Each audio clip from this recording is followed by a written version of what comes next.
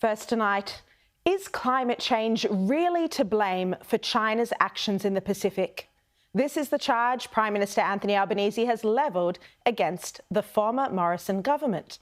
He attacked the former PM for dropping the ball in the Pacific.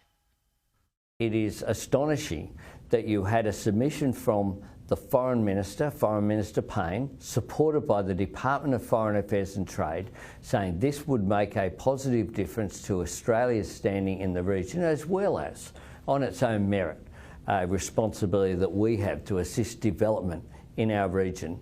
The fact that that was knocked back last year just shows, I think, a complacency. Penny Wong, meanwhile, says she'll be listening more to Pacific leaders. It is a new government in Australia, and our message to the Pacific is clear. We're listening and we've heard you.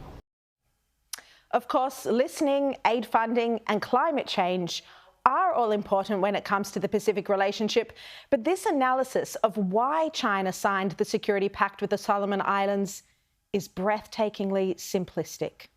No matter how much action Australia takes on climate change, it is not going to stop China's aggression in our region.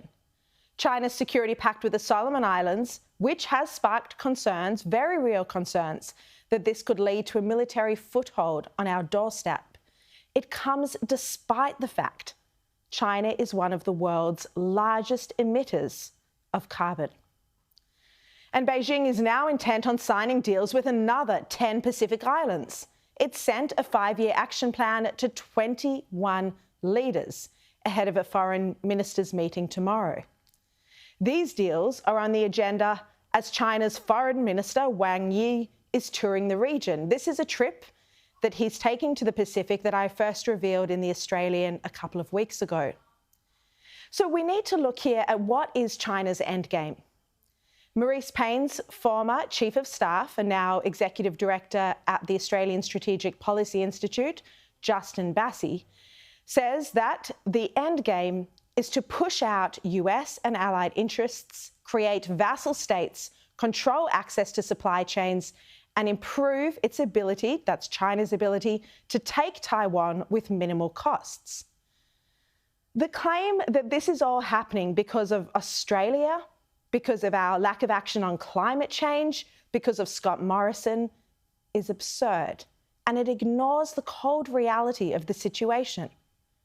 And that is that China has bribed senior ministers in the Solomon Islands. This is part of its pattern of corruption, influence operations, and debt trap diplomacy. The Premier of Solomon Islands' most popular province, Premier Daniel Sudani, told me very clearly that China was bribing senior politicians in an interview he did on this show in June last year. You had just celebrated your win in June 2019 when you were first approached with accepting cash from China in exchange for switching your position, your diplomatic allegiance to China instead of Taiwan. I decided not to take the bribe because of I am just a representative. I will always get back to my people and I will always do what my people like.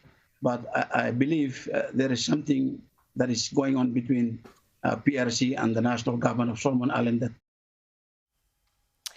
And he is a rare politician who knocked back the personal bribe. There's no question there's serious corruption at play here. And the last thing we want for our national security is China's expansion in the Pacific. The United States and all of our allies, and Australia, of course, as well, we need to do everything possible to stop the prospect of military bases on our doorstep. And the question is, short of taking more action on climate change, as Anthony Albanese suggests, and giving more aid funding, we need to look at what Australia, what the US, the UK, India and Japan can do to prevent the Pacific leaders from laying out the welcome mat to Beijing.